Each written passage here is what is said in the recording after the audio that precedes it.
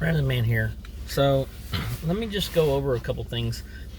I want to share with you guys that, a lot of people don't understand the whole Gaza Strip, the Israelis, the Palestinians, everything that went on there. So, there's news on there, but there's a lot of people don't really pick a side. They don't really know what is the side to pick. I mean, really, what goes on with that?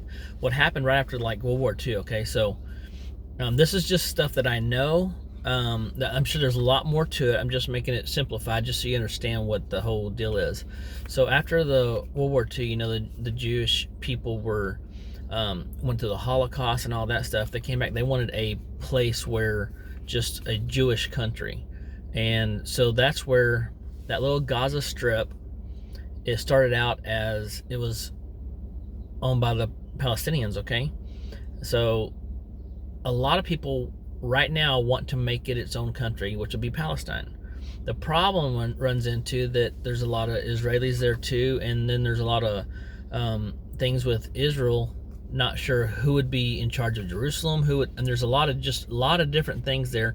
And the biggest issue for Israel with it becoming its own country, being Palestine, is the fact that it is, even though Israel controls the borders and the airspace and everything over the Gaza Strip, the problem runs into that the Palestinians that are running this right now, that are on the ground in Gaza, are Hamas. So now, and I may say it wrong, but I don't think so. Hamas is it's a militant group basically, and so it'd be different if they were just Palestinians, but they're more of a militant group. They're the ones that will launch rockets at Israel, and so neither side, in my opinion, is correct. Okay, so but they're fighting over this one piece of land. Now, for decades, America, other countries, all in the UN and everything, have tried to come through and work things out. Like, hey, can we do this? Can we do that? But there's always been some kind of issue.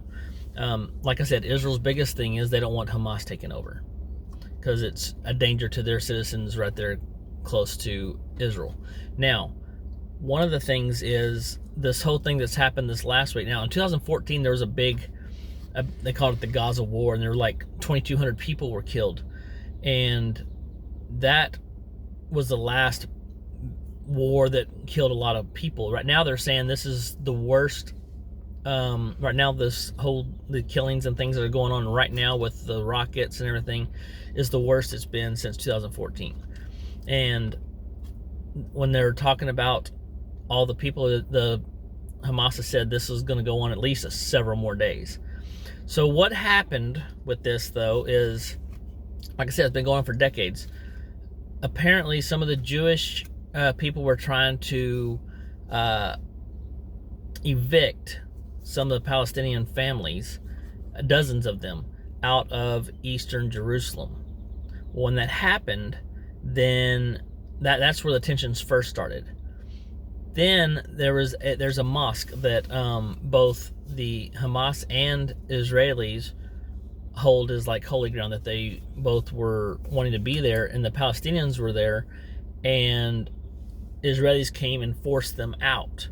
When they did that, then the following day or whatever, Hamas launched rockets at Israel. Now, Israel, this is something that's normal. All those border towns, they have like bomb shelters. They're used to just having rockets launched now, which is crazy to me. We don't think about this stuff because we have freedoms here in the U.S., and that's why we're so big on this. We don't want to lose our freedoms that we have right now, because there's no place on earth like this.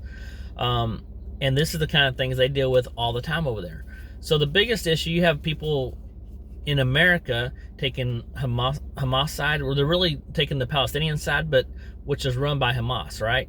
And Hamas they are a militant group. A lot of people view them as a terrorist group. A lot of Americans view them that way too, especially in the military. So you have all these people like, well, what about the Palestinians? Why are they kicking them out? And then at the same time, people are over there like, I support Israel, but without really knowing what they're supporting. But the fact that the biggest issue right now is not that people are firing rockets back and forth. It's just that Israel, when they're counterattacking, there's been quite a few civilians killed. Now, in my opinion, I think Hamas uses a lot of that as where they put their people and things in order to, as a shield. I mean, it's happened with, the Taliban, other militant groups and things like that, other terrorist organizations, that they do that. And so, yeah, you're kind of like in a you can't win for losing situation with Israel. But Israel has a right to defend themselves. But at the same time, I mean, what do you do? We don't know anything. We don't know how this works because as Americans, we don't deal with this on a daily basis. And so it's a tense thing right now. And it's sad, but I'm just glad we live in America. Put it that way. Just be thankful that you have a country that no matter what, we talk about all kinds of crap that we deal with. But let's be honest, we're not dealing with rockets flying over our heads on a daily. So I just wanted to give y'all a little bit of insight into what is going on with the Gaza, what the whole battle over Gaza is and why that happened and why that we're having this issue. I hope it helped you a little bit to understand some of it. Like I said, I won't get all the facts correct because I'm not really well versed. I just knew there's a lot with Gaza back in the day, and I did some research on what caused this little flare up. But it's not something new.